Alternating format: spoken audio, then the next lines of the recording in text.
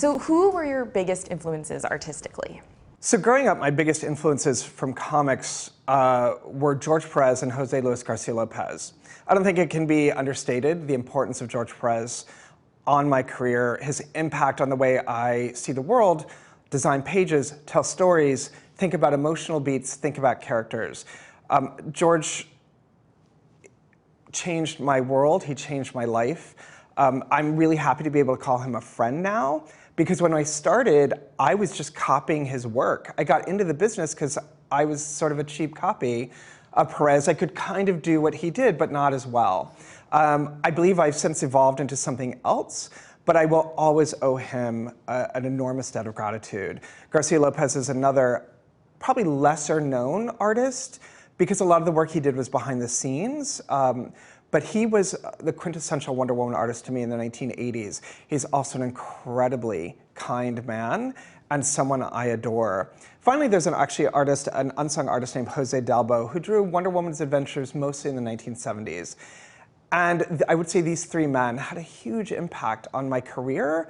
Partly their last names, I think, meant a lot to me, just seeing that they were able to work, but also each of their takes on this character and the way they told stories and their ability to inspire emotion in me through their draftsmanship and through their skills, through their design sense, it just can't be understated. Did you always want to be an artist? I got into comic books late, believe it or not. While I was a big fan of cartoons and TV shows and movies, I loved adventure in those formats. I didn't read comic books for a very, very long time. I firmly believed I would work in a museum, design zoos. I was super into dioramas. Nothing made me happier than putting me in a dusty old museum and looking in the cases and trying to figure out how the objects within them were arranged. Diane Nelson, the president of DC Entertainment, once told me that it was obvious to her why I liked these things. It was because stories were being told in these cases. The way dinosaurs were displayed, or African elephants were, shoved in a case, or even Aladdin's lamp, a simulation of that in a museum. They were all designed to tell a certain story. And as a storyteller, I loved that, and I was drawn to that. So for the longest time, I firmly believed I would work in a museum, and I still would like to do that one day. I got into comics later, first through the Marvel Comics Star Wars series, because I was a huge Star Wars kid, and it was a natural extension of that fandom at a time where there was very little material between movies. And then I started reading comics in high school when friends of mine saw that I could draw, and so they had me copy images from X-Men and New Teen Titans. And what I discovered was that my love for storytelling, and particularly serialized storytelling, came in handy. I understood the medium very quickly. I understood panel-to-panel narration.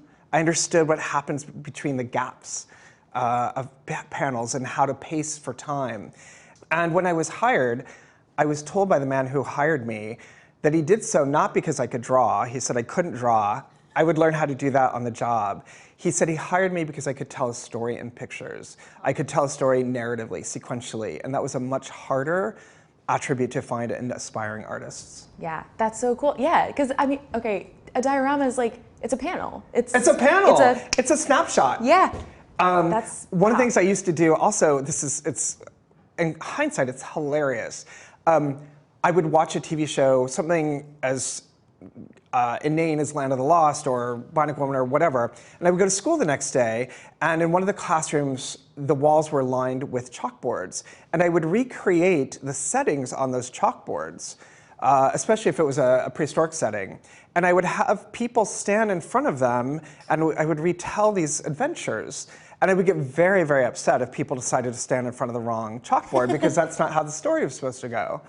But even from a very young age, I loved the idea of the panel, of this moment in time that told a story.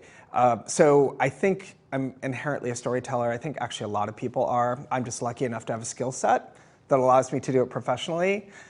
But certainly from a young time, I imagine those snapshots being a thing I wanted to do somehow. Is there any story or title that you've initially worked on and thought, like this isn't so much for me, and then you ended up loving it? No.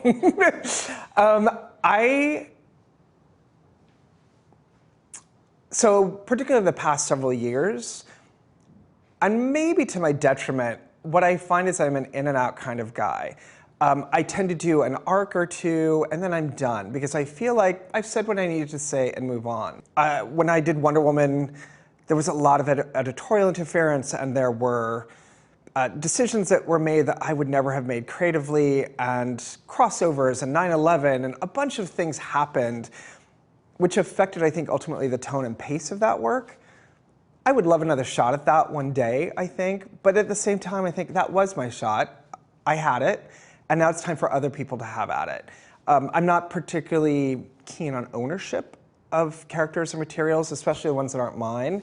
As much as I love Wonder Woman and I'm sitting here talking to you about her, I don't own her. The world owns her. I mean, DC Comics owns her, but many people have feelings about her that are just as valid as mine. And so I'm really happy that I had an opportunity to work with that character, for good or ill, and to learn from her. She still impacts my life, but I'm happy to have let that go. Thank you so much for being here, Phil. It was great to talk to you about Wonder Woman and hear what's next for you.